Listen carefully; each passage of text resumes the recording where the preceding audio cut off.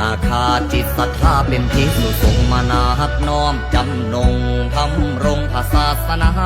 บำเพ็ญเพียรสร้างของศีลภาวนาตามเบื้องปฏิปทาพระธรรมวินัยแล้วจังใดนั่งสมา